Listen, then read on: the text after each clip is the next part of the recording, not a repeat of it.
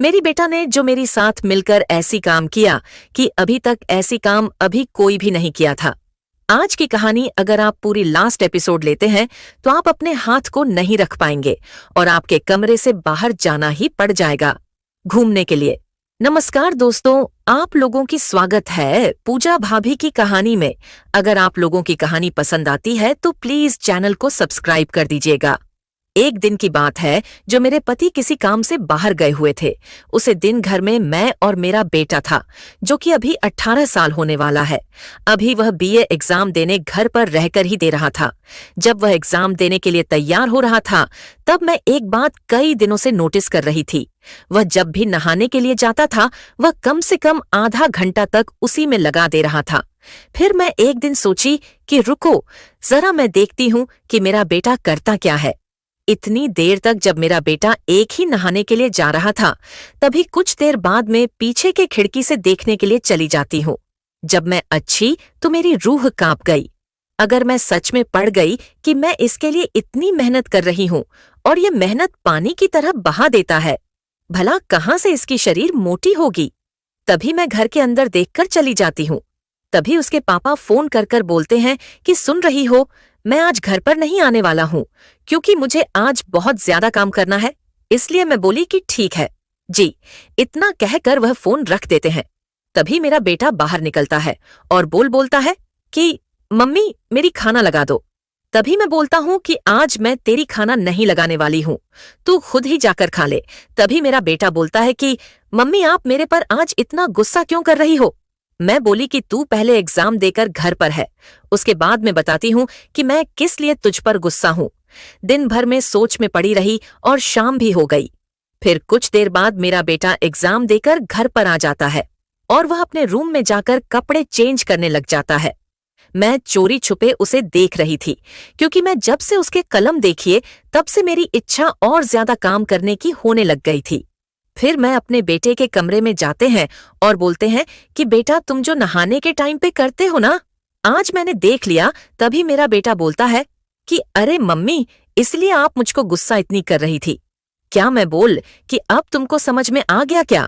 तभी मेरा बेटा बोलता है कि अरे मम्मी मैं आपसे क्या बताऊं, मुझे बिना कलाम ऐसे लिखे बिना के काम ही नहीं चलता है। मैं बोली कि अरे बेटा ये सब हर किसी के साथ होता है। तभी मेरा बेटा बोलता है कि मम्मी मुझे तो कुछ ज्यादा ही होता है। तभी मेरी मम्मी बोलती है कि अभी तक तूने अपनी कलम से किसी को ढंग से काम नहीं किया है ना, इसलिए और एक बार किसी के साथ काम कर लेगा ना अपनी कलम से तो अब तुझे मन नहीं करेगी। तभी मेरा बेटा बोलता है कि अरे मम्मी मैं करूंगा किसके साथ, नहीं मेरी गर्लफ्रेंड है, नहीं मेरी अभी तक शादी हुई है। फिर मैं बोलता हूँ कि अरे बेटा तू चिंता मत कर। इतना खाकर मैं उसे खाना लाकर दे देता हूँ और बोलते होंगे चुपचाप खाकर सो जा और भगवान का नाम लेते रहो, सब ठीक हो जाएगा। फिर मैं रात में सोने के लिए चली जाती हूँ। रात के लगभग 11 बजे गई थी। अब मेरी पति की बहुत ज्यादा याद आने लग गई थी क्योंकि वह रात को मेरे साथ प्यार करे बिना नहीं सो पा रहे थे। वह प्यार मुझे बहुत ज्यादा उनकी यादें दिल रही थी और काम करने की इच्छा भी बहुत ज्यादा होने लग गई थी। अब यह इच्छा मुझसे बर्दाश्त से बाहर जा रही थी। तभी मैं उठकर पानी पीने के लिए जा ही रही थी। तभी मैं देखती हूँ कि मेरा बेटा बाहर घूम रहा है। मैं बोलूंगी क्या हुआ है बेटा, इतनी रात को तुम बाहर क्यों घूम रहे हो। तभी मेरा बेटा बोलता है कि अरे मम्मी क्या करूं, मुझसे बर्दाश्त नहीं हो रहा है, इसलिए मैं बाहर घूमने के लिए आया था। अब मैं पूरी तरह से समझ गई थी क्यों इधर ऐसे भी बर्दाश्त नहीं हो रही है और मुझे तो और बर्दाश्त नहीं हो रही है। फिर मैं बोलता हूँ कि ठीक है चल आजा कमरे में चलते हैं। कमरे में चलकर कुछ बातें करने लग जाते हैं। तभी मैं बोलती हूँ कि बेटा तुम मेरे साथ काम करोगे क्या। मिलाकर मेरा बेटा बोलता है कि अरे मम्मी ये आप क्या बोल रही हो मैं बोलने की। अरे बेटा आज तुम मुझसे बर्दाश्त नहीं हो रही है और तुझे भी बहुत जरूरी है, इसलिए मैं तुमसे बोल रही हूँ और ये काम की बातें हम दोनों के बीच में रह जाएगी। तभी मैं अपनी मम्मी के साथ काम करना लग जाता हूँ और सही में बोल रहा हूँ। यार एक बार काम करने के बाद ऐसा लग रहा था कि मैं कुछ दिनों के लिए तो मेरी काम करने की इच्छा ही गई है। मैं कभी नहीं सोचा था कि मुझे अपनी मम्मी के साथ ऐसे भी करने पड़ेगी। यह कहानी से हमें यह सीख मिलती है कि अगर आपकी कोई भी इच्छा हो तो अपनी माँ से जरूर बताना चाहिए। शायद वह इच्छा आपकी माँ ही पूरी कर दी जो कोई नहीं कर रहा था। और यह कहानी किसी को भावनात्मक एवं शारीरिक और मानसिक रूप से किसी को ठेस पहुंचाना नहीं था।